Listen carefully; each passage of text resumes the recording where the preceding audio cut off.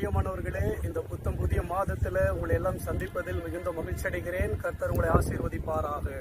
இந்த புதிய மாதத்துல கர்த்தர் நமக்கு ஒரு புது பலன், புது கிருபை, புது சமாதானத்தை கொடுக்கிறவர் அல்லவா. கடந்த 6 மாதம் அளவும் நம்மை நடத்தி கண்மணி போல பாதி வருடங்கள் கடுக்க கிருபை செய்தார். இந்த 6 மாதங்களில எத்தனையோ பிரச்சனைகள், உபத்திரவங்கள், போராட்டங்கள் நம்ம வாழ்க்கையில இல்லையா. ஆனா எல்லாவற்றிலும் கர்த்தர் நம்மளை அரவணைத்து விட்டு தரல, நம்மளை உயர்த்தினார். எவ்வளோ பிரச்சனைகள், பிசாசு தலைக்கு மேல வெள்ளம் போல வந்தாலும் இயேசு என்ன பண்ணார் தெரியுங்களா? நின்று என் பையன் மீது நீ கை போடாத, என் பிள்ளை மீது நீ கை போடாத, உனக்கு இவ்வளவுதான் எல்லை, நீ கிளம்புன்னு சொல்லி அதட்டி அவனை தள்ளி தம்முடைய பிள்ளைகளாகிய நம்மை பாதுகாத்து இருக்கிறார். அல்லேலூயா. இது போல இந்த 7வது மாதத்திலையும் ஜூலை மாதத்துல கர்த்தர் உங்களை ஆசீர்வதிப்பார். இந்த 7வது மாதத்துல கர்த்தர் நமக்கு ஒரு வாக்கு தத்தத்தை கொடுக்கிறார் இல்லையா. ஒவ்வொரு மாசத்திலும் நமக்கு ஒரு வாக்கு தத்தத்தை கொடுக்கிறார். அந்த வாக்கு தத்தத்தின்படி நம்மளை ஆசீர்வதிக்கிறார், நம்மளை பலப்படுத்துகிறார், நம்மளை உயர்த்துகிறார். அதுபோல இந்த நாட்களிலும் இந்த 7வது மாதத்திலும் கர்த்தர் நமக்கு ஒரு வாக்கு தத்தத்தை கொடுக்கிறார்.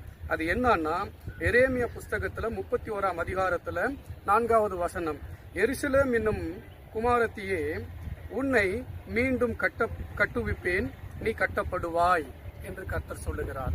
அல்லேலூயா. கர்த்தர் சொல்றாரு, நீ மீண்டும் கட்டப்படுவாய்.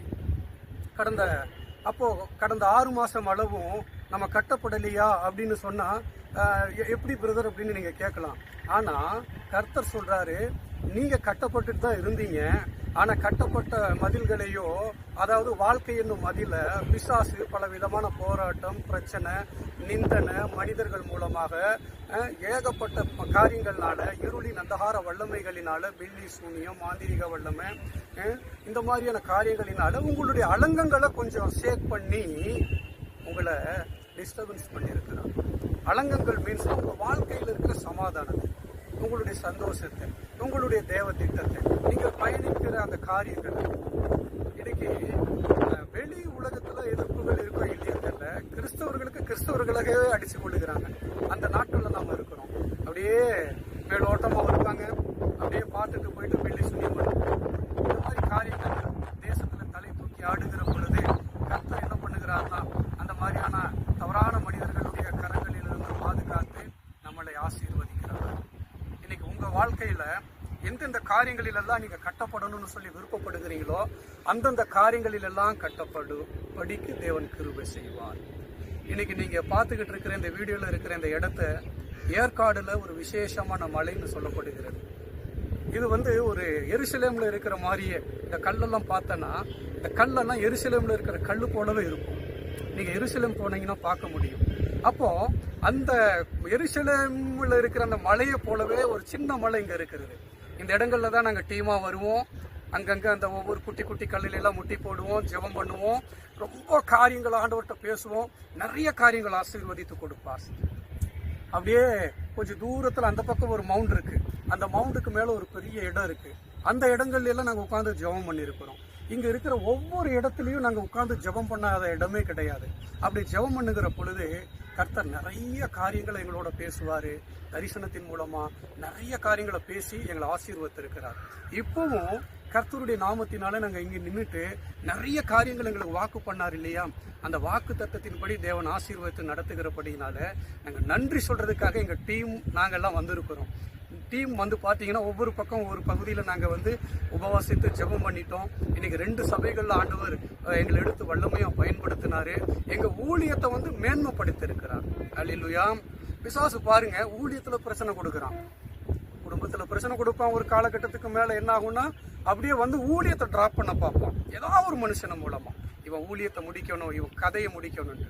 ஆனா கர்த்தர் என்ன பண்ணுவார்னா, நம்மளை பலப்படுத்தி வசனத்தின் மூலமாக நீ மீண்டும் கட்டப்படுவாய், நீ உயர்த்தப்படுவாய், நீ மகிமைப்படுத்தப்படுவாய், ஏன் மகிமை உன் மேல இருக்கு, பிசாசு உன் மேல கைப்பட முடியாதுன்னு சொல்லி கர்த்தர் வாக்குரைக்கிறார். இந்த ஏற்காடு பூமியில டிஜிஎஸ் தினகரன் ஐயா, என்னோட ஆவிக்குரிய தகப்பனர் மோகன் லாசரஸ் அப்பா, இவங்களுக்கெல்லாம் தரிசனமாகி நிறைய காரியங்கள் பேசினதுனாலதான் இன்னைக்கு அவங்க அந்த அளவுக்கு பெரிய ஒரு அசைக்கிறவர்களா நிக்கிறாங்க. ஆனா ஏழையான என்னையும் ஆண்டவர் தேர்ந்தெடுத்து நிறைய காரியங்களை பேசி அதன்படியே நடத்தி கொண்டிருக்கிறார். இந்த மலையிலிருந்து நான் உங்களை ஆசீர்வதிக்கிறேன். கர்த்தர் சொல்றார், உங்க வாழ்க்கையில நீங்க மீண்டும் கட்டப்பட போறீங்க. உங்க வாழ்க்கையில உங்க வீடு கட்டப்படும், உங்க குடும்பம் கட்டப்படும், உங்களுடைய சமாதானம் கட்டப்படும். உங்க குடும்பத்துல திருமணமாகாத பிள்ளைகளுக்கெல்லாம் நல்ல திருமண பாக்கியத்தை ஏற்படுத்தி தரப்போகிறார். நல்ல உயர்வுகளை பார்க்க போறீங்க. அதே போல உங்க வாழ்க்கையில என்னென்ன காரியங்கள் ஆண்டவர் செய்ய விருப்பப்படுறாரோ அதையெல்லாம் எண்ணி எண்ணி ஆசீர்வாதமா கொடுத்து உங்களை உயர்த்த போகிறார். இந்த நாளிலும் கர்த்தர் உங்களை பார்த்து சொல்றது, ஒருவேளை ஊழியம் பண்ணிட்டு இருந்தீங்கன்னா உங்க ஊழியத்தை ஆண்டவர் மேன்மைப்படுத்துவார் என்று சொல்றார். அது எப்படி மேன்மைப்படுத்துவார்னா, ரோமன் புஸ்தகத்துல சொல்லப்பட்டது போல, விரைவாய் தேவன் பூமியிலே நியாயத்தை செய்வார்.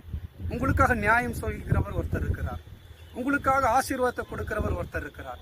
உங்களுடைய நாமத்தை மகிமைப்படுத்தி பெருமைப்படுத்தக்கூடியவர் ஒருத்தர் இருக்கிறார். அவர் தான் இயேசு. அவரை நீங்க நோக்கி பார்க்கிற பொழுது நிச்சயமாகவே நீங்க மீண்டும் கட்டப்படுவீங்க. என்னோட சேர்ந்து ஜெபம் பண்றீங்களா? அன்பின் பரலோக தந்தையை இயேசுவின் நாமத்தினாலே இந்த நாளில அப்பா, இந்த புதிய மாதத்துல இதை பார்க்கிற ஒவ்வொரு நபர்கள் மீது உங்களுடைய கரம் வைத்து பாதுகாத்தருளுமப்பா. இந்த மக்கள் மீது ஆண்டவரே உங்களுடைய கரம் வைப்பீராக. குடும்பத்தின் மீது கரம் வைப்பீராக. ஆண்டவரே அவருடைய ஒவ்வொரு நபர்கள் மீது கரம் வைப்பீராக. அப்பா, நீர் கிருபை செய்யுங்க, ஆசீர்வதிங்க, பெரிய காரியங்களை செய்யுங்க. ஊழியத்துல ஆண்டவரை மகிமைப்படுங்க. ஆண்டவரை குடும்பத்துல நற்காரியங்களில மகிமைப்படுங்க. தடைப்பட்டு போன காரியங்கள் எல்லாம் கைக்கூடி வர கிருபை செய்யுங்க. அப்படியா நீர் கிருபை செய்வீராக, ஆசீர்வதிப்பீராக. நசரேயனாகிய இயேசு கிறிஸ்துவின் நாமத்தினாலே நான் ஜெபிக்கிறேன். ஜெபம் கேளும் வல்லமையுள்ள பிதாவே.